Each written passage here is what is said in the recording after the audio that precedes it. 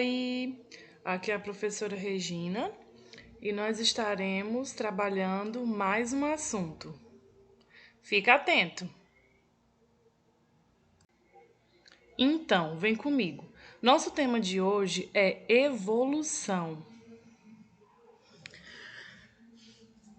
Esse assunto trabalha várias vertentes, desde a origem da vida, viu?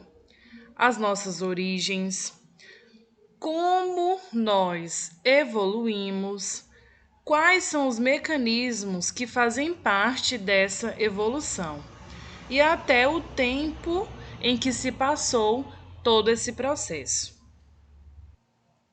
Então, nós estaremos falando sobre evolução. E ao falar sobre evolução, não podemos deixar de mencionar os dois maiores evolucionistas da história. À esquerda, Lamarck, e à direita, Darwin. Lamarck propôs a lei do uso e desuso e a lei dos caracteres adquiridos. Já já entenderemos o que Lamarck quis dizer com essas leis. Darwin propôs a existência de variações dentro de uma espécie e o princípio da seleção natural. Também entenderemos a proposta de Charles Darwin. Lamarck propôs o que ficou conhecido como lamarquismo. Como eu havia dito antes, a lei do uso e desuso e a lei dos caracteres adquiridos. Aqui embaixo eu tenho um resumo bem explicado do que Lamarck quis dizer com lei do uso e desuso e lei dos caracteres adquiridos. No ambiente, tá? Qualquer ambiente, ambiente aquático ou ambiente terrestre, nós temos lá os seres que sobrevivem naquele local, que vivem naquele local.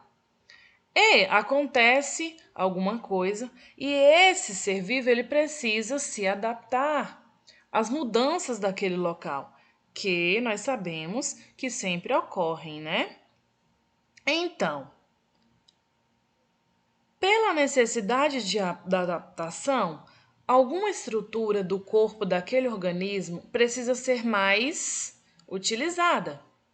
Então, se essa estrutura ela é mais exigida, ela é mais utilizada, essa estrutura vai se desenvolver e vai transmitir essa característica aos próximos descendentes. Sob essa necessidade de adaptação, se eu deixo de utilizar alguma estrutura, se esse organismo deixa de utilizar alguma estrutura, essa estrutura vai ser atrofiada e essa característica também será repassada aos descendentes. Então era isso que Lamarck queria dizer com a lei do uso e desuso e com a lei dos caracteres adquiridos. Então, se uma determinada estrutura ela é utilizada, ela vai ser desenvolvida, a lei do uso. Se uma determinada estrutura não é utilizada, ela fica em desuso e ela fica atrofiada. Independente se está sendo usado ou em desuso, essa característica vai ser repassada aos seus descendentes pela lei dos caracteres adquiridos, tá? Que fique ciente que essas foram as leis propostas por Jean Lamarck. Um exemplo pessoal muito clássico que aparece nos nossos livros e que representa bastante o que Lamarck propôs na época são o exemplo das girafas. Olha só.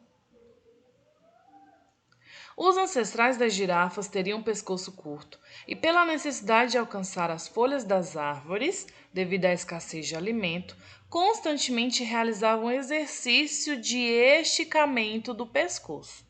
Com o tempo, o pescoço do animal teria crescido e esta característica teria sido transmitida para as gerações futuras. O que isso quer dizer? Nós tínhamos girafas de pescoço curto, mas pelas mudanças que ocorreram no ambiente, lembra das mudanças que eu citei anteriormente? Pelas mudanças que ocorreram no ambiente, essas girafas tinham necessidade de esticar o pescoço, porque as árvores, a copa das árvores, estavam mais altas, a comida estava mais escassa. Então, de tanto esticar o pescoço, ou seja, ela usava tanto o pescoço ali que foi esticado. e foi repassado para as outras, para os outros descendentes. Daí então só temos girafas de pescoço longo, tá? Essa é uma explicação do lamarquismo. Olha só, tome nota. Hoje em dia as ideias de Lamarck são pouco aceitas, tá? Principalmente, pessoal, a segunda lei, que é a lei dos caracteres adquiridos. Já vamos entender por quê. Vamos estudar um pouco agora sobre Darwin, que ficou conhecido, na verdade, como darwinismo. Darwin lançou um livro chamado de A Origem das Espécies, tá? Depois que ele fez uma viagem pelo Beagle, navio Beagle, tá? Ele viajou, gente, por várias regiões do planeta. Então, olha aqui, você pode observar Europa, África, América do Sul. Só na América do Sul ele fez várias paradas. Aqui você pode ver. Olha só. Bahia, Rio de Janeiro. Foi para a Austrália, na ilha de Galápagos, onde ele fez a maior parte das suas pesquisas. E por aí em diante. Então, ele conseguiu observar muita diferença de um organismo que havia lá na Austrália para um organismo que tem na África, para outro que tem na Europa, para outro que tem já em outra região. E ele foi observando e anotando todas as suas observações. Olha só, a viagem de Darwin pelo mundo fez pensar sobre a origem da diversidade biológica. Como eu falei, ele conseguiu observar as diversas variações que existiam nesses organismos. Então, essa pesquisa, esse estudo dele fez ele chegar às seguintes conclusões. Dentro da espécie existem variações. Como assim? Dentro da espécie existem indivíduos morfofisiologicamente distintos. Existem indivíduos que nascem com variações positivas, que são variações boas, digamos assim, que se tornam esses indivíduos mais adaptados, e outros, porém, que nascem com variações negativas, que são menos adaptados. Daí, então, ele propôs o que chamamos hoje de seleção natural, que se explica o momento em que o meio, tá? O meio ali em que esse organismo vive, seleciona esse indivíduo portador de variações, digamos que positivas, boas, que são mais aptos a sobreviver ali, e aqueles que têm mais chances de sobreviver, pois são mais competitivos. Já os indivíduos portadores de variações positivas têm maiores chances de se reproduzir e de transmitir essas variações positivas para os seus descendentes, certo? Olha só aqui, ó. Nós temos uma espécie aqui. Esses pontinhos representam as variações dentro dessa mesma espécie. Aí aqui nós temos dois, né, com uma variação aqui de vermelho e os verdes dentre esses outros pretos. Ocorre então uma pressão ambiental que é o que nós chamamos de seleção natural. Mas nós temos aqui que uns têm variações positivas, digamos que são mais adaptados, então eles conseguem sobreviver a essa seleção e eles conseguem se reproduzir mais facilmente. Então, o meio ambiente aí faz uma seleção dos mais adaptados.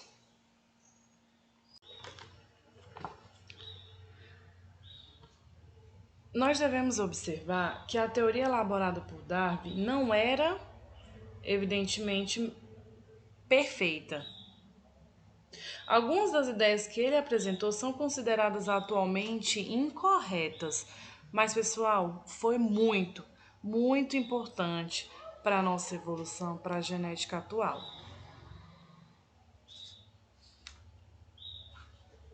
Foi daí então que se propôs a teoria sintética da evolução, ou também chamada de teoria moderna da evolução, ou ainda de neo-darwinismo, tá bom? Depois de muitos estudos de muito laboratório, de muita investigação, alguns cientistas concluíram que essa é a teoria que melhor, digamos assim, explica o nosso processo evolutivo, tá bom? Nesse processo aí todo, nós temos o cientista chamado Gregor Mendel, que foi muito, muito importante e responsável por grandes descobertas da genética, por grandes descobertas do processo evolutivo. Na teoria sintética da evolução, nós temos duas principais situações que ocorrem para que a evolução aconteça, tá, pessoal? A mutação, que é uma modificação aleatória no material genético que pode ocorrer, tá bom? Aleatoriamente, como aqui está dizendo.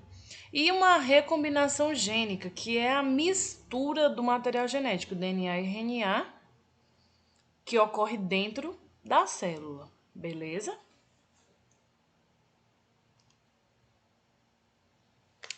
Lembra que a seleção natural ela seleciona alguns indivíduos portadores de genes favoráveis, que resultam em características que são mais vantajosas.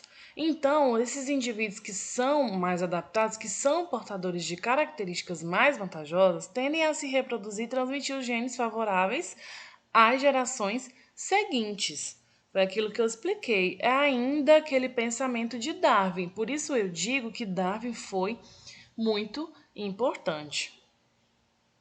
Olha aqui, os indivíduos lá dentro da espécie, aqui aqueles que têm uma variabilidade genética, o meio ambiente seleciona, os mais adaptados conseguem sobreviver e se reproduzir. Então, passam aí para a sua descendência. Esse fenômeno de mutação, pessoal, é qualquer alteração que ocorre no material genético lá no DNA e que altera essa molécula, alterando, né, também os cromossomos. Essa mutação ela ocorre de forma espontânea ou induzida por algum fator externo, por algum fator ambiente. Por exemplo, radiação. A radiação ela pode provocar uma mutação, tá bom? E muitas outras coisas aí também influenciam nesse processo. Tá, então o indivíduo sofreu uma mutação que, digamos assim, é boa, porque nem toda mutação é ruim. Digamos que essa mutação aí foi vantajosa, tornou o indivíduo mais adaptado àquele meio ambiente. O que ocorre lá no DNA, lá no interior desse organismo? Foi mutado, vai ocorrer uma recombinação gênica. Esse indivíduo ele vai se reproduzir, certo? Ele vai recombinar os seus genes com os genes do seu parceiro e então surgirão, né, novos indivíduos com fatores favoráveis, tá? Com essa mutação que é vantajosa.